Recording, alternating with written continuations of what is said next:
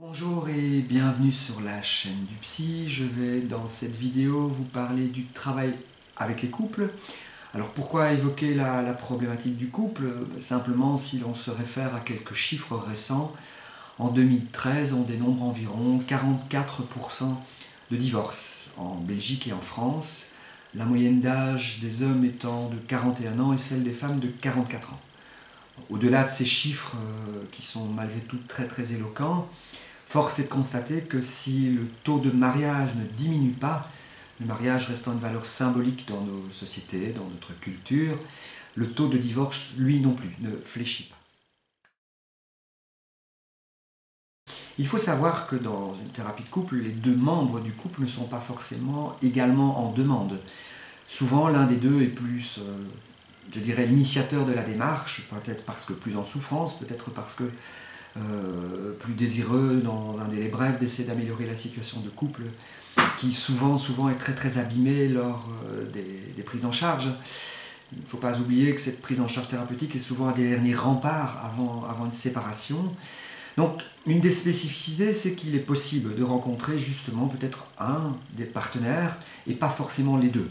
C'est évidemment intéressant de pouvoir rencontrer les deux membres du couple, mais pas forcément de manière systématique.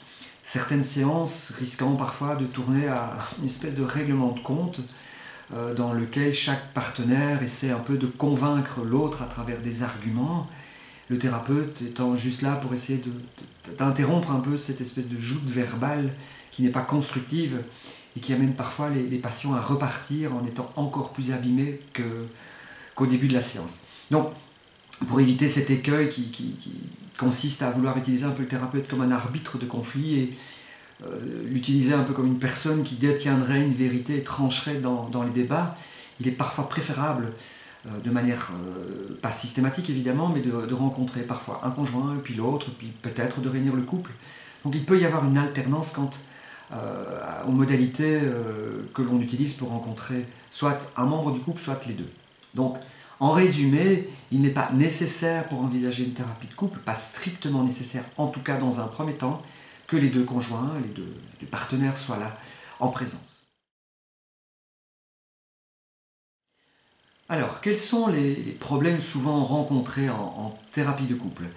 Je fais ici référence à un couple de partenaires amoureux, de conjoints, pas un couple de parents. Il peut y avoir évidemment des problématiques pédiatriques qui peuvent bien évidemment générer des problèmes de couple. Il n'est pas rare que des parents au sens large, parents même dans des familles recomposées, père, belle-mère, mère, beau-père, ne soient confrontés à des divergences éducatives, pédagogiques, éducationnelles qui peuvent évidemment entacher le couple de conjoints. Mais cela fera l'objet d'une prochaine vidéo. Je vais ici plutôt vous parler des couples de partenaires, de conjoints, et évoquer avec vous les problématiques fréquemment rencontrées. La liste n'est évidemment pas exhaustive, loin de là, mais est assez représentative néanmoins des problématiques que l'on rencontre régulièrement. Tout d'abord, ce que l'on appelle les problèmes de ponctuation. Alors, je ne vais pas rentrer dans un jargon inutilement complexe. La ponctuation, c'est simplement une manière différente de décoder une situation problématique et surtout une manière différente d'appréhender sa solution. Je vais prendre un problème qui est évidemment fréquent dans la problématique du couple, ce sont les problèmes de sexualité. Il n'est pas rare d'entendre monsieur dire par exemple des choses comme oui, moi je veux bien être plus tendre, mais je souhaite d'abord que l'on ait un peu plus d'intimité et que ma partenaire prenne un peu l'initiative parce que c'est pour moi la preuve que je compte pour elle.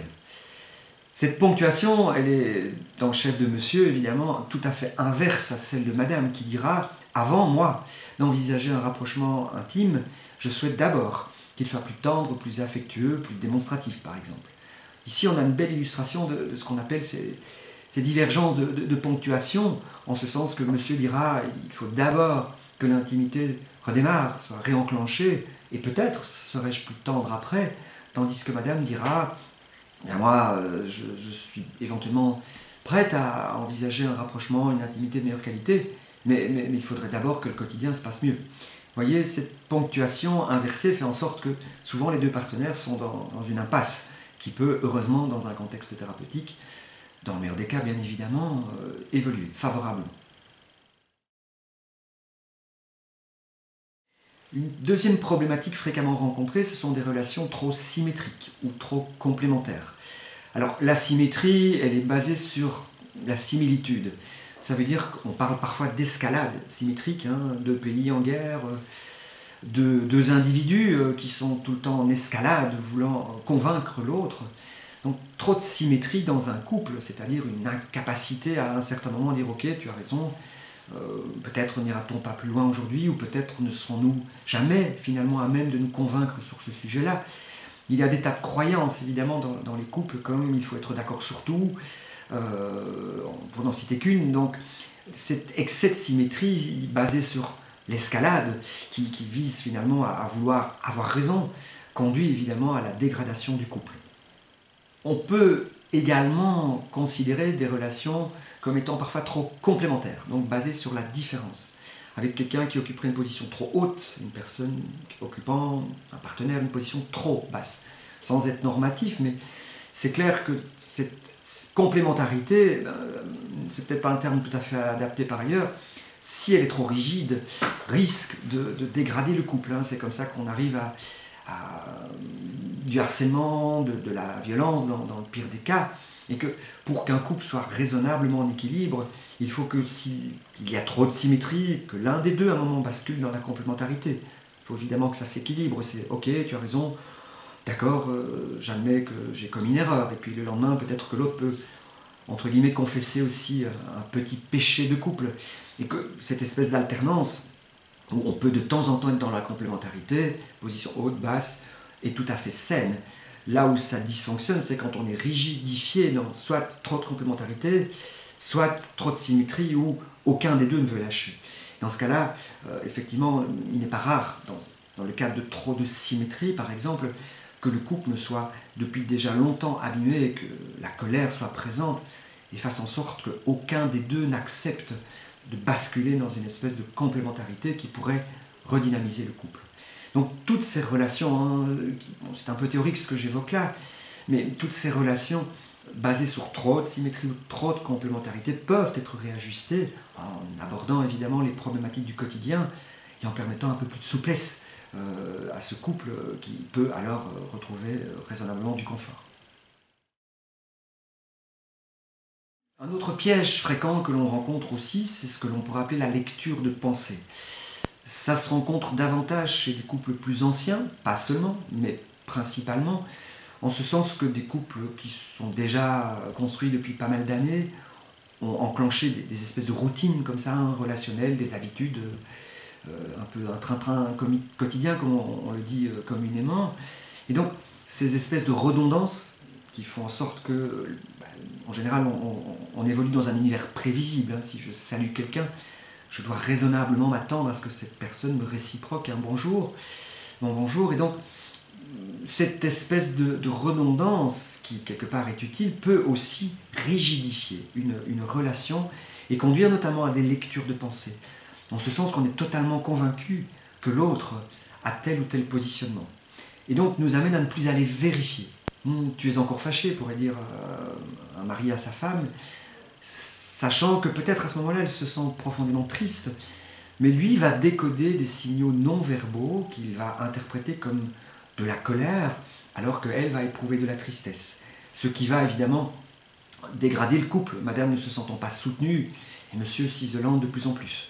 Tout simplement, entre guillemets, loin d'être simple, hein, vous vous en doutez bien, parce que cette lecture de pensée nous amène dans une espèce d'illusion qui nous amène à croire que l'on connaît suffisamment l'autre, à ne pas aller vérifier. Tiens, est-ce que tu es plutôt triste, plutôt en colère?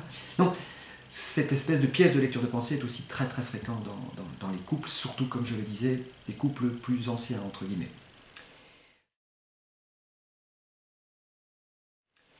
Certains paradoxes aussi, comme soit spontanés, soit autonomes, dans lesquels on demande à l'autre de faire des choses mais telles qu'on voudrait qu'il les fasse et sans qu'on lui demande de les faire, ce sont souvent des paradoxes qui sont très très coinçants pour l'un des deux partenaires et voire les deux.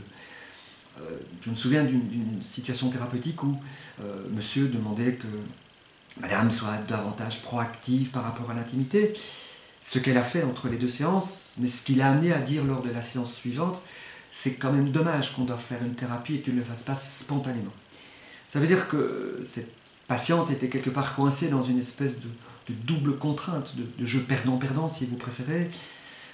Autrement dit, si elle ne faisait rien, son partenaire lui aurait probablement dit « mais à quoi bon faire une thérapie, rien ne change ?» Et quand bien même elle mettait des choses en place, il lui disait « c'est dommage qu'une thérapie soit nécessaire pour que tu enclenches des changements ». C'est pas quelque chose de, a priori en tout cas, de malveillant, mais ce sont des espèces de pièges relationnels, comme soit autonome, mais écoute ce que je te dis et fais comme je préconise de faire les choses. Donc sois autonome selon mes directives à moi. Dans les problèmes d'éducation, on rencontre ça aussi très souvent. Donc c'est le travail de l'intervenant évidemment que de pouvoir faire émerger ces paradoxes dans les relations, dans la communication, pour débloquer un couple qui va droit à l'échec, évidemment, si il continue à fonctionner de la sorte. J'évoquais tout à l'heure, j'y reviens un petit peu, les redondances. Les redondances, ce sont vraiment des habitudes qui ont été prises au fil des ans et qui vont un peu comme un entonnoir. Au début d'une relation, on est tout en haut de cet entonnoir et il y a plein de découvertes, plein de nouveautés, plein de surprises, plein d'étonnements, plein de possibles quelque part en quelque sorte. Et au fur et à mesure des années qui passent, évidemment, on descend un peu dans l'entonnoir et on se retrouve parfois dans très peu de souplesse relationnelle. Et ces redondances vont faire en sorte que le couple va finalement s'ennuyer, se rigidifier et s'éteindre à un certain moment. Donc c'est l'objet évidemment de la thérapie que d'essayer de remonter un petit peu vers le haut de cet entonnoir. C'est pas facile, hein, les parois sont glissantes, surtout si le couple arrive très abîmé en thérapie. Mais ça reste, heureusement, dans pas mal de cas, souvent possible de remettre un peu de souplesse, de créativité dans un couple qui s'est laissé embarquer par la routine du quotidien. Une dernière, encore une fois ce n'est pas exhaustif, difficulté souvent rencontrée, c'est la différence au sein d'un couple quant à la manière de gérer les difficultés rencontrées.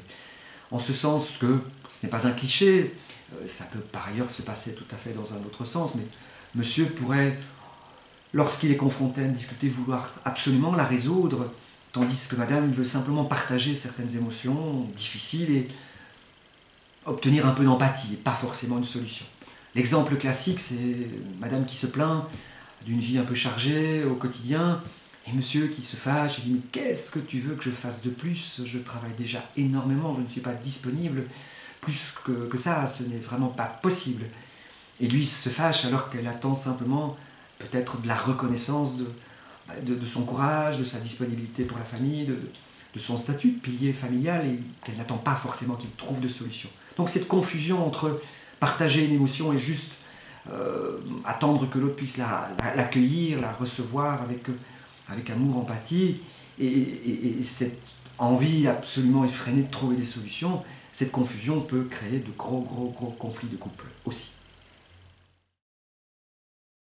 Bien voilà, nous arrivons au terme de cette vidéo traitant de la problématique des couples. Je n'ai évidemment pas, comme annoncé d'emblée, pu être totalement exhaustif, c'est sans doute illusoire, mais j'espère avoir en tout cas pu rencontrer certaines de vos interrogations, y avoir sans doute peut-être un peu répondu. Une prochaine vidéo sera probablement bientôt mise en ligne concernant les familles recomposées, problématique qui est assez proche de celle qui vient d'être évoquée. D'autres vidéos seront ponctuellement mises à jour, mises en ligne. N'hésitez pas donc à nous rendre visite. Je vous souhaite une bonne journée, une bonne soirée ou une bonne nuit. À très bientôt, j'espère.